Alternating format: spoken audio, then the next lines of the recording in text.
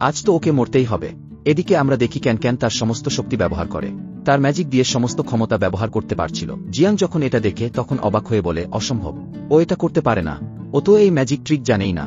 কিন্তু আমরা দেখি ক্যান সমস্ত খারাপ শক্তিকে নিজের নিয়ন্ত্রণে নিয়ে ফেলেছে। এটা দেখে ক্যান নিজেও খুব খুশি হয়ে যায়, কারণ এখন সে এই নতুন শক্তিটাও ব্যবহার করতে পারছে। তার মাস্টার যেটা বলেছিল সেটা ঠিকই বলেছে। অন্যদিকে সেই শিশুটাও নিরাপদে সেখান থেকে বেরিয়ে আসে যে ওই ঘরে আটকা পড়েছিল। জিয়াং তার উদ্দেশ্যে সফল হতে না পেরে মুখ গোমরা করে সেখান থেকে চলে যায়।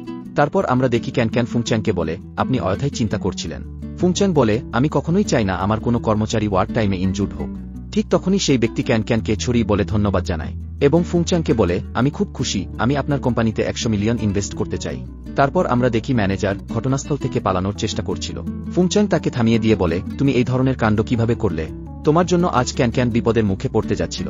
ম্যানেজার বুঝতে পারে তার মিথ্যে ধরা পড়ে গেছে, তাই তাকে এখন থেকে ডিমোশন দিয়ে নিচের স্তরে কাজের জন্য দিয়েছে। আর অন্যদিকে ফুংচ্যাং ক্যানকে বলে, আমি তোমার উপর খুব খুশি, এজন্য তোমার বোনাস বাড়িয়ে দেওয়া হয়েছে। ক্যান এটা শুনে এতটাই এক্সাইটেড হয়ে যায় যে সে প্রায় ফুংচ্যাংকে চুমু খেতে যাচ্ছিল, কিন্তু সঙ্গে সঙ্গেই নিজেকে সামলে নেয় এবং বলে, আমি কি করছিলাম? তারপর ফুংচ্যাংকে সরি বলে, আমি একটু বেশি এক্সাইটেড হয়ে গেছিলাম। তখন ফুংচ্যাং মুচকি হেসে বলে, যদি তুমি আমায় চুমু খাও তাও আমি রিফিউজ করব না।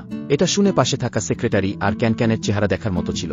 ঠিক তখনই সেখানে একজন লোক আসে, যাকে দেখে ক্যান ভীষণ খুশি হয়ে যায়।